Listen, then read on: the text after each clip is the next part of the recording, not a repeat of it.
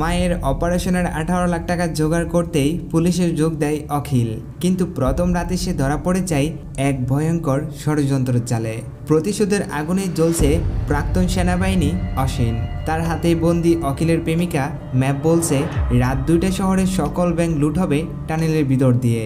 কিন্তু আসল লক্ষ্য কি শুধুই টাকা, নাকি তার থেকেও ভয়ঙ্কর কিছু? এই সকল প্রশ্নের উত্তর মিলবে মুভির মাঝে। তো আর বেশি কথা না বলে কানে হেডফোন গুঁজে ফোনটির সামনে নিয়ে বসে পড়ুন সিন স্টোরি বিডির আরও একটি নতুন ভিডিও দেখতে। গল্প শুরু হয় 2 বছর আগে 7 জুলাই। দেখা যায় একটি বাড়িকে ঘিরে পুলিশ আর কয়েকজন গুন্ডার মাঝে গোলাগুলি হয়। গুন্ডাদের একটি গুলি এসে ইন্সপেক্টরের হাতে লাগে। কিন্তু এদিকে এই ছেলেটিকে দেখা যায় খুব বিষণ্ণতার চোখে কাউকে বারবার কল করতেছিল, কিন্তু সে ফোন ধরতেছিল না। পুলিশের গুলিতে অলরেডি তাদের 4 জন লোকের অধ্যায় শেষ হয়ে যায়। এখন শুধুমাত্র বেঁচে আছে এই ছেলেটি। পুলিশেরা ধীরে ধীরে বাড়ির ভিতরে প্রবেশ করে এবং দরজা খুলতে দেখে সবাই মারা গিয়েছে, শুধু এই ছেলেটি ছাড়া। ঠিক তখনই ছেলেটির ফোনে একটি কল আসে। ছেলেটি ফোনটি নিতে গেলেই পুলিশ দেখে তার পাশে রয়েছে একটি পিস্তল। এটি দেখে পুলিশ কিছু না ভেবেই ছেলেটিকে গুলি করে দেয় এবং কি তার অধ্যায়ও এখানে শেষ হয়ে যায়।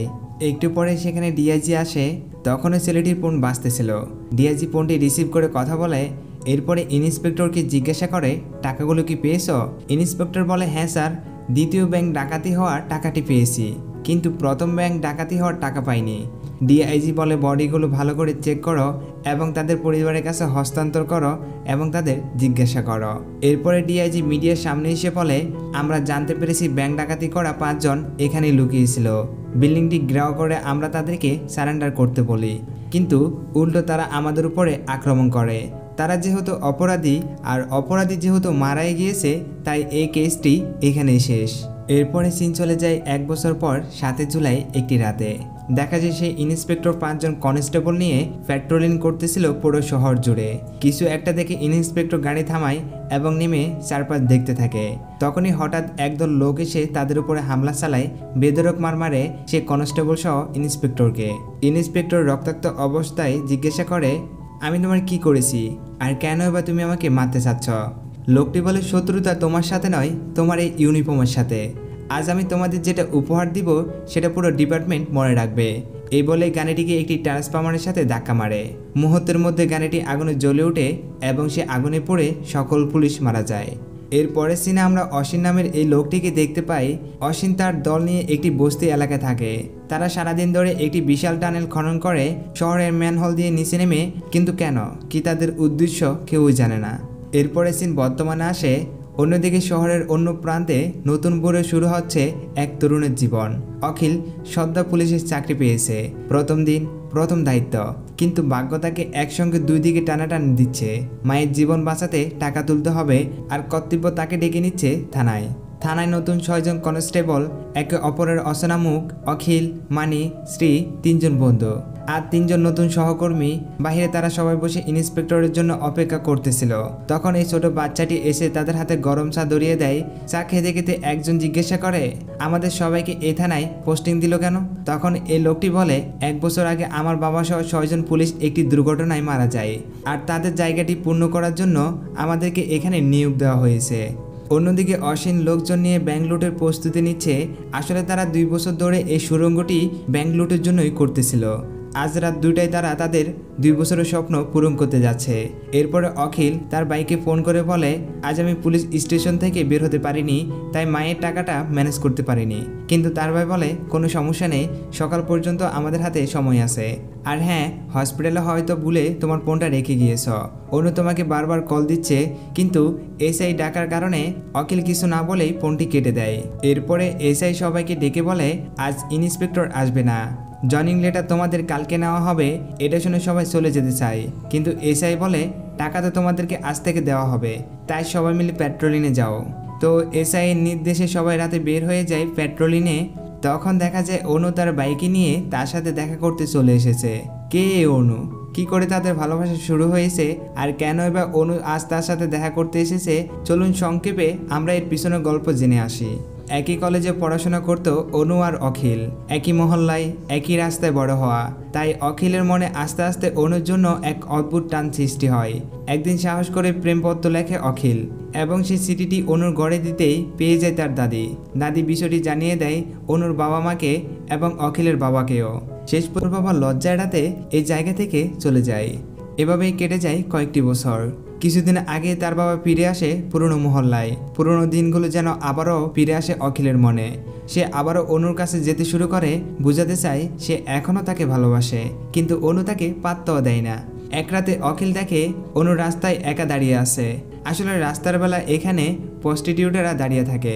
অখিল গিয়ে অনুকে বলে, এত রাতে তুমি এখানে কি করো? কথাটা শুনে অনু কিছুটা রেগে যায়, কিন্তু পরে সে বুঝতে পারে অখিল তাকে প্রটেক্ট করতেছে। এখান থেকে তাদের মধ্যে শুরু হয় নতুন একটি সম্পর্ক। দিন কেটে যায়, দেখা করা আর কথা বলা। ধীরে ধীরে ভালোবাসা আবারও ফিরে আসে তাদের জীবনে। কিন্তু একদিন অনুর বাবা তাদের একসঙ্গে দেখে অখিলকে ডাকে তার সাথে কথা বলার জন্য। অনুর বাবা জিজ্ঞাসা করে, তুমি কি করো? অখিল চুপচাপ বলে, পড়াশোনা করি, ইন্টার সেকেন্ড ইয়ারে। অনুর বাবা হেসে বলে, আমরা যখন এখানে এসেছিলাম তখনও তুমি সেকেন্ড ইয়ারে ছিলে, এখনও সেকেন্ড ইয়ারে পড়ে রয়েছ। আর অনু আইসিএস শেষ করেছে।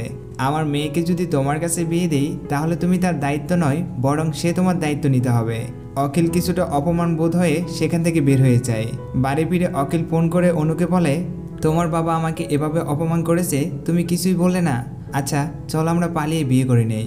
অনু শান্তভাবে বলে, বাবা তো খারাপ কিছু বলেনি অখিল, তুমি আগে নিজেকে প্রমাণ করো যে তুমিও অকর্মা নয়, তোমার মাঝেও কিছু একটা আছে, তুমি আমাকে ভালো রাখতে পারবে, তারপরে আমরা বিয়ে করব। পরে অখিল তার বাবাকে গিয়ে বলে, আমি অনুকে ভালোবাসি আর অনুও আমাকে খুব ভালোবাসে, তার বাবাকে বুঝাও সে যেন আমাদের সম্পর্কটা মেনে নেয়। কথাটা শুনে তার বাবা রেগে গিয়ে বলে, ঠিকই তো, একটি বেকার ছেলের সাথে কেনই বা মেয়েকে বিয়ে দিবে? অখিল রেগে গিয়ে বলে, তোমরা আমার জন্য কি করেছ? কথাটা শুনে তার বাবা ঘরের ভিতর থেকে অনেকগুলো রিপোর্ট এনে ছুঁড়ে মেরে বলে, দেখ তোর জন্য আমরা এগুলো জমিয়েছি। 1 বছর আগে তোর মায়ের অ্যাক্সিডেন্টে ব্রেন টিউমার হয়েছে, ডাক্তার বলেছে দ্রুত অপারেশন করলেই বাঁচানো যাবে, আর অপারেশন করতে লাগবে 18 লাখ টাকা।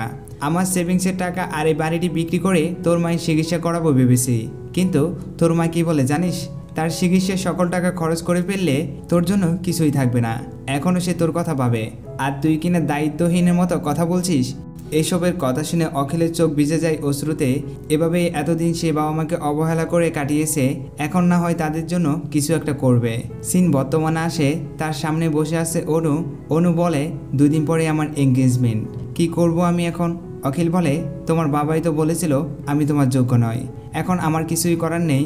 আমার মা হসপিটালে আইসিইউতে। এখান থেকে ক্যামেরা কাট হয়ে চলে যায় একটু ফ্ল্যাশব্যাকে। দেখা যায় অনু অখিলকে ফোন দিয়েছে, ফোনটি হসপিটালে থাকায় অখিলের বাবা ধরে। ফোনটি রিসিভ করতে অনু বলে, প্লিজ কলটি কেটো না, তোমার সাথে আমার কিছু গুরুত্বপূর্ণ কথা আছে। কিন্তু অখিলের বাবা বলে, মা সে তো হসপিটালে ফোনটি রেখে গিয়েছে। অখিলের বাবা তাদের বিষয়টি বুঝতে পারে এবং অনুর বাবার সাথে তাদের বিয়ের ব্যাপারে কথা বলার জন্য তাদের বাড়িতে চলে আসে। কিন্তু অনুর বাবা স্পষ্ট বলে দেয়, কিছুদিন পরে আমার মেয়ে কালেক্টর হবে, আমি কিনে বিয়ে দিব একজন কনস্টেবলের সাথে?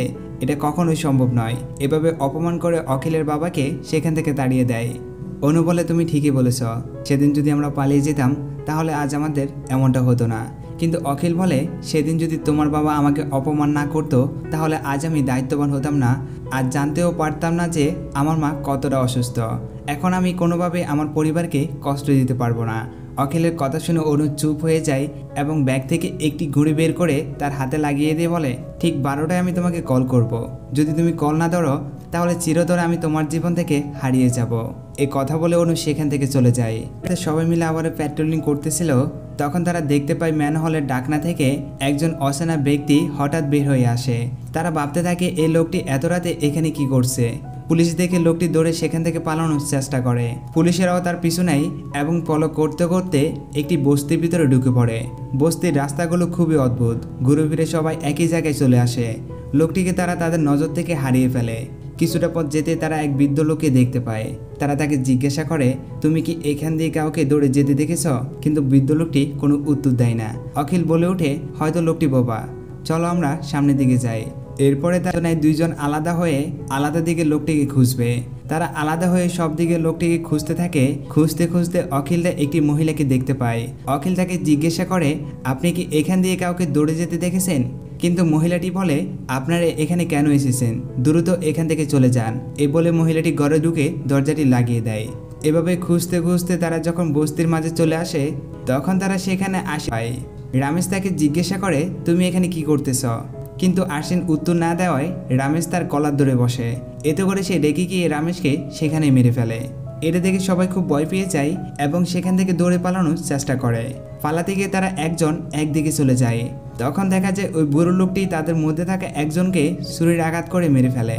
অখিল আর হরি এটা দেখা মাত্রই সেখান থেকে দৌড়ে একটি জায়গায় এসে লুকিয়ে পড়ে এবং ফোন বের করে এসআইকে কল করতে চায়, কিন্তু সেখানে তারা কোনো নেটওয়ার্ক পায় না।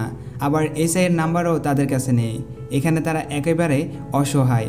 অখিল বলে, যেভাবে হোক আমাদেরকে ডিপার্টমেন্টের সাথে যোগাযোগ করতে হবে, কিন্তু সেটা করার জন্য আমাদেরকে রমেশের ডেড বডিটি খুঁজে বের করতে হবে। এরপরে তারা দুইজনে সেদিকে চলে যায় যেখানে রমেশকে মারা হয়েছে, কিন্তু এখানে এসে তারা রমেশের ডেড বডিটি দেখতে পায় না। মানে তারা ডেড বডিটি এখান থেকে নিয়ে গিয়েছে। আবারও সেই গুন্ডাগুলো তাদেরকে ধাওয়া করে। দৌড়াতে দৌড়াতে তারা সেই মহিলার ঘরে এসে লুকিয়ে পড়ে। ফোনটি বের করে দেখে এখানেও কোনো সিগন্যাল নেই। হরি মহিলাটিকে জিজ্ঞাসা করে, এরা কারা আর কেন বা আমাদেরকে মারতে চায়? মহিলাটি বলে, আমি আগেই আপনাদেরকে বলেছিলাম এখান থেকে চলে যান। আবারও বলছি যত দ্রুত সম্ভব এখান থেকে চলে যান। আমি আপনাদের মতো এখানে এসে ফেসে গিয়েছি। ছেলেকে নিয়ে এখান থেকে বের হতে পারলেই মুক্তি। আমি এখানকার সকল রাস্তা চিনি, কিন্তু আপনারা আমার সাথে বের হতে গেলে তারা আপনাদেরকে মেরে ফেলবে। অখিল বুঝতে পারে এখান থেকে তারা বের হতে হলে একমাত্র ডিপার্টমেন্টের সাহায্য লাগবে, কিন্তু তারা তো কোনো নেটওয়ার্ক সিগন্যাল পাচ্ছে না, কিভাবে যোগাযোগ করবে? মহিলাটি বলে, সামনে একটি লাল অ্যান্টেনা রয়েছে, সেখানে গেলে হয়তো নেটওয়ার্ক সিগন্যাল পেতে পারো। তারপরে মহিলাটি বলে, দয়া করে তোমরা এখান থেকে চলে যাও, যদি তারা জানতে পারে তাহলে আমাকেও মেরে ফেলবে। কথাটা শুনে তারা দুইজন সেখান থেকে বের হয়ে যায়। এদিকে মানি এবং শ্রী তারাও এদিক সেদিক ঘুরে বেড়ায় এবং অখিলকে কল করতে গিয়ে দেখে তাদের কোনো নেটওয়ার্ক সিগন্যাল নেই। অখিল ও হরি সেই রেড অ্যান্টেনার কাছে এসেও কোনো নেটওয়ার্ক সিগন্যাল পায় না। তখন তাদের সামনে থাকা ঘরটিতে উকি দিতে দেখে রমেশ ও অন্য একজনের ডেড বডি সেখানে পড়ে রয়েছে। তারপরে অখিল আর হরি সেই গোপন ঘরে প্রবেশ করে।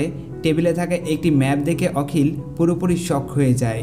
ম্যাপটি দেখে সে বুঝতে পারে এই এরিয়ার সকল ব্যাংক আজ রাত 2টায় ডাকাতি হতে যাচ্ছে, এবং সে এটাও দেখে যে তার বাবার সেভিংসের টাকার লকারটিও তাদের নজরে রয়েছে, যে টাকা না পেলে তার মায়ের চিকিৎসা হবে না। রমেশের ফোন থেকে এসআইয়ের নাম্বার নিয়ে হরি কল করতে যায়, কিন্তু তখন অখিল তার জয়নিং লেটার ম্যাপের নিচে দেখতে পায়। এটা দেখে দুজনে খুব অবাক হয়ে যায় এবং হরি বলতে থাকে, এটা এখানে কিভাবে এলো? অখিলের আর বুঝতে বাকি থাকে না তাদের এখানে আসাটা কোনো কাকতালীয় ঘটনা নয়, বরং এটা একটি পরিকল্পিত চক্রান্তের অংশ। হয়তো এর সাথে জড়িয়ে আছে ডিপার্টমেন্টের বড় মাপের কেউ। থেকে দেখা যায় অসীন অনুকেও তুলে নিয়ে এসেছে এবং সে তাকে বলতে থাকে, 12টা বাজতে আর কয়েক মিনিট বাকি, আমিও তোমার বয়ফ্রেন্ডের কলের অপেক্ষায় আছি। আশ্বিন বলতে থাকে, আমার মনে হয় না সে তোমাকে ভালোবাসে, আর যদি সে তোমাকে ভালোবেসে থাকে তাহলে ঠিক 12টা কল দিবে। অন্যদিকে মেয়েকে খুঁজে না পেয়ে অনুর বাবা চলে আসে অখিলের বাবার কাছে এবং সে বলতে থাকে, আপনার ছেলে আমার মেয়েকে নিয়ে পালিয়ে গিয়েছে। কিন্তু অখিলের বাবা বলে, এমনটা সে কখনোই করবে না। সকালবেলা সে থানায় গিয়েছে জয়নিং লেটার জমা দিতে, আমিও তাকে কল দিয়ে পাচ্ছি না, থানায় গিয়ে যোগাযোগ করে আপনাকে জানাবো। হরি এসআইকে কল করার চেষ্টা করে, কিন্তু কল যাচ্ছে না। এতে করে অখিল বুঝতে পারে রমেশের নাম্বার ব্যতীত আর কারো নাম্বারে কল যাচ্ছে না। আর অখিলের জয়নিং লেটারটাও এখানে সব মিলিয়ে বোঝা যাচ্ছে এটার সাথে এসআইও জড়িত আছে। তখন হরি কন্ট্রোল রুমে যোগাযোগ করতে চায়, কিন্তু অখিল বলে সে যেহেতু সকল নাম্বার ব্লক করে রেখেছে তাই এখন সে নিশ্চয়ই কন্ট্রোল রুমে রয়েছে। ঠিক তাই দেখা যায় এসআই কন্ট্রোল রুম থেকে রমেশের ফোনে নজর রেখেছে, মানে এই নাম্বার থেকে যে কাউকে কল করলে এসআই সেটা দেখতে পারবে। সেখানে একটি রেডিও স্টেশন দেখতে পায় এবং অখিলকে বলে, যদি আমরা আমাদের থানার রেডিও ফ্রিকোয়েন্সি নাম্বার জানতে পারি তাহলে একসাথে সব ডিপার্টমেন্টকে আমরা এই খবরটি জানিয়ে দিতে পারবো। ঠিক তখনই তাদের চাওয়ালা শিশুটির কথা মনে পড়ে যায়। সকালে যখন সে তাদেরকে চা দিয়েছিল তখন সে তাদেরকে নাম্বারটাও দিয়েছিল প্রয়োজনে কল করার জন্য।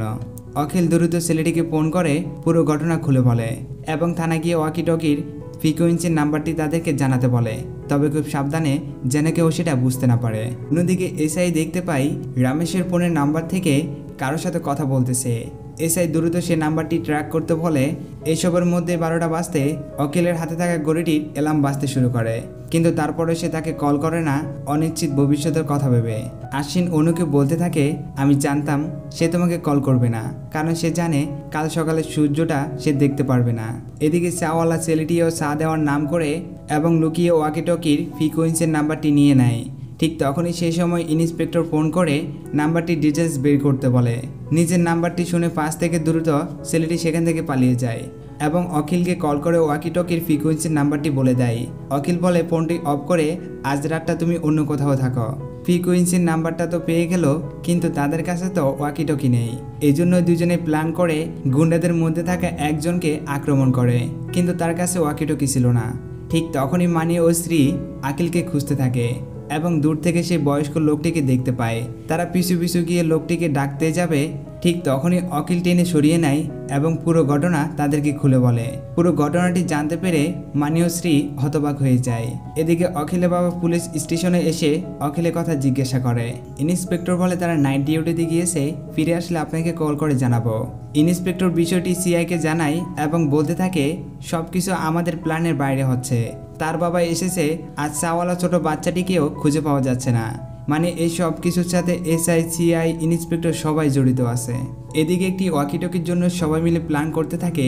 তখন মানে বুদ্ধি খাটিয়ে ফোনে অ্যালার্ম বাজিয়ে সেটাকে দূরে একটি জায়গায় রেখে দেয়। অ্যালার্মের সাউন্ড শুনে গুন্ডারা সেখানে চলে আসে আর দূর থেকে লুকিয়ে তারা নোটিশ করে যে কার কাছে ওয়াকিটকি রয়েছে। এরপর অখিল তাদের গ্রুপে থাকা একজনের পোশাক পরে সে লোকটির উপর আক্রমণ করে ওয়াকিটকি নিয়ে নেয়। শব্দ পেয়ে আশ্বিন এসে দেখতে পায় লোকটি অচেতন হয়ে পড়ে আছে এবং তার ওয়াকিটকি মিসিং। এটা থেকে সে বুঝতে পারে হয়তো তারা কিছু একটা করার প্ল্যান করতেছে। এখানে তারা 10-12 জন রয়েছে, কিন্তু এত বড় একটি অপারেশন তাদের দ্বারা সম্ভব নয়। এদের সাথে জড়িয়ে আছে ডিপার্টমেন্টের বড় মাপের কেউ। আমরা এই ওয়াকিটকি দিয়ে কথা বললে অশ্বিন আমাদের সকল কথা শুনতে পারবে এবং তারা আমাদেরকে ধরে ফেলার সম্ভাবনা রয়েছে। তাই যাই করতে হবে খুব তাড়াতাড়ি করতে হবে। তুমি গিয়ে দ্রুত ওয়াকিটকির ফ্রিকোয়েন্সি নাম্বার সেট করো, আমি ওই মহিলার সাথে কথা বলে আসি। আমার মনে হয় এই মহিলাটি এর পিছনের সকল রহস্য জানে। এর চলে যায় ফ্রিকোয়েন্সি নাম্বার চেঞ্জ করতে, কিন্তু সেখান থেকে অশ্বিন তাকে ধরে ফেলে এবং অনুর কাছে নিয়ে আসে। অনু তখন অশ্বিনের কাছে জানতে চায়, এদের সাথে তোমার শত্রুতা কি? এরা তো সবেমাত্র চাকরিতে যোগ দিয়েছে। কিন্তু অশ্বিন কিছু না বলে অখিল কোথায় রয়েছে সেটা জানতে চায়। এদিকে অখিল সেই মহিলার কাছে গিয়ে জিজ্ঞাসা করতে থাকে, এই লোকগুলো কারা আর কেনই বা তারা এসব করতেছে? মহিলাটি জানায় তারা এখানে চুরি করতে আসেনি, এসেছে শুধুমাত্র প্রতিশোধ নিতে। যা শুনে অখিল কিছুটা অবাক হয়ে যায়। এদিকে অশ্বিন অনুকে তাদের এই সব কিছুর পিছনের গল্প বলতে শুরু করে আর সিন চলে যায় কিছুটা ফ্ল্যাশব্যাকে। অসীম বলে কেউ খারাপ হয়ে জন্মায় না, আমরা তার উদাহরণ। ভারতের মানচিত্রে ছোট একটি গ্রামে আমরা বসবাস করতাম, একদিকে পাহাড় অন্যদিকে বন। এই জন্যই মাঝে মধ্যে পাহাড়ি ডল নামতো। চাষাবাদই ছিল আমাদের মূল জীবিকা। একদিন জানা গেল বনের মধ্যে কয়লার খনি পাওয়া গিয়েছে। এজন্য সকল বন উজাড় করে মাইনো কোম্পানি তৈরি করে। মাইনো কোম্পানি ডেভেলপ হচ্ছে, জঙ্গল ততই উজাড় হয়ে যাচ্ছে। এজন্য একটু বৃষ্টি হলে পাহাড় ধস হতো, খাল বিল নদী নালা সব কিছু শুকিয়ে যায়। এমন একটি খারাপ অবস্থায় আমরা কি করব বুঝতে না পেরে ব্যাংক থেকে লোন নেয় এবং শেষ পাম দিয়ে আবারও চাষাবাদ করতে বলে। কিন্তু আমাদের পুরো গ্রামে মাত্র 1 ঘন্টা কারেন্ট দেওয়া হয় আর মাইনো কোম্পানিতে 24 ঘন্টাই বিদ্যুতের সুবিধা রয়েছিল। সঠিক সময় পানি না দিতে পারায় আমাদের ফসল নষ্ট হয়ে যায়, ব্যাংকের ঋণ বেড়ে যায়, লোকজনের বাড়িতে বাড়িতে গিয়ে অপমান করে টাকার জন্য। কৃষকদের একমাত্র উপার্জন ছিল চাষাবাদ। ব্যাংক ও পুলিশেরা সবাই মিলে শুরু করে অত্যাচার। এই অত্যাচার সহ্য করতে না পেরে আমার বাবা আত্মহত্যা করে। তার সাথে গ্রামের আরও কয়েকজন কৃষক একই পথ বেছে নেয়। ব্যাংকের ঋণ পরিশোধ করার জন্য আমরা মাইনো কোম্পানির কাছে জমি বিক্রি করে ব্যাংকের ঋণ পরিশোধ করি। এরপরে আমাদেরকে মাইনো কোম্পানিতে কাজ করা ছাড়া আর কোনো উপায় ছিল না, তাই আমরা সবাই মিলে সেখানে কাজ শুরু করি। কিন্তু তার ঠিক 2 বছর পরে আমরা জানতে পারি লোন, ইলেকট্রিসিটি, নদী শুকিয়ে যাওয়া সব কিছু ছিল শুধুমাত্র একটি প্ল্যান আমাদেরকে মাইনো কোম্পানিতে কাজ করানোর জন্য। সত্যটা জানার পরে আমরা যখন প্রতিবাদ করি তখন পুলিশরা আমাদের উপরে অত্যাচার করে এবং অশ্বিনের ছোট ভাই বিজয় সহ 5 জনকে মিথ্যা এনকাউন্টারে হত্যা করে। গোলাগুলির সময় বিজয় কেউ একজনকে বারবার কল করতেছিল, আসলে সে তার ভাই অশ্বিনকে কল করতেছিল। কিন্তু অসীম তখন কয়লার খনিতে কাজ করতেছিল, যার কারণে কলটি ধরতে পারেনি। পরে যখন সে তার বাইকে কল করে তখন ডিসিপি রিসিভ করে বলে, তোমার ভাই ব্যাংক ডাকাতি করতে গিয়ে পুলিশের এনকাউন্টারে মারা গিয়েছে, কাল হসপিটালে এসে ডেড বডি নিয়ে যাও। ব্যাংক লুটটা শুধুমাত্র একটা ফাঁদ, ফিরে এসেছি প্রতিশোধ নেওয়ার জন্য। আর এদের সাথে আমার কোনো শত্রুতা নেই, শত্রুতা শুধু এই ইউনিফর্মের সাথে। এদিকে অখিল মহিলাটির বাড়ি থেকে বের হয়ে হরি এগিয়ে আসতে দেখে তার গলা দিয়ে জর্জরে রক্ত পড়তেছিল। হরি শুধু অখিলকে বলে, আমার মায়ের খেয়াল রাখিস, এ বলে সে সেখানে মারা যায়। এখানে সে গুন্ডাগুলো চলে আসে, গুন্ডাগুলো আর অখিলের মাঝে তুমুল মারামারি হয়। কোনো মতো অখিল তাদেরকে মেরে সেখান থেকে পালিয়ে যায়। এদিকে মানি এবং শ্রী যখন এখান থেকে বের হয়ে যাওয়ার পথ খুঁজতেছিল তখন ডিআইজি তাদেরকে দেখে ফেলে এবং দেখার সাথে সাথে তাদের উপরে ফায়ারিং করতে থাকে। ঠিক তখনই অখিল এসে ডিআইজিকে ফেলে দেয়, হরি এবং শ্রীকে নিয়ে সেখান থেকে পালিয়ে যায়। এরপরে ডিআইজি অশ্বিনের সাথে দেখা করে বলে, এখন তারা আমার কথা জানতে পেরে গিয়েছে, তুমি যেভাবে হোক তাদেরকে মেরে ফেলো। আসলে ব্যাংক লুটের টাকা শেয়ার নিতেই ডিআইজি অশ্বিনের সাথে সঙ্গ দিচ্ছে, আর এই ছজনকে আশ্বিনের কথা মতোই এখানে পাঠিয়েছে। তখন আশ্বিন বলে, তুমি এখন চলে যাও, টাকা হাতে পেলে আমি খবর দিব। ডিআইজি সেখান থেকে চলে যাচ্ছিল, অখিল তখন এই সুযোগটাকে কাজে লাগিয়ে ডিআইজিকে ফলো করে এখান থেকে বের হওয়ার রাস্তাটা চিনে ফেলে। মানি যখন বলে, চলো আমরা এখান থেকে বের হয়ে যাই, তখন অখিল একটি ওয়াকিটকি দেখায়। আসলে ডিআইজিকে ধাক্কা দেওয়ার সময় অখিল তার ওয়াকিটকি রেখে দেয়, আর এই ওয়াকিটকির মাঝেই সকল ডিপার্টমেন্টকে ব্যাংকের লুটের খবরটি জানিয়ে দেয়। খবরটি পাওয়া মাত্র শহরের সকল পুলিশ ফোর্স ব্যাংকগুলোর সামনে গিয়ে জড়ো হয়। তুমি বের হয়ে যাও, ডিপার্টমেন্টের লোক আসলে তাদেরকে নিয়ে ভিতরে আসবে।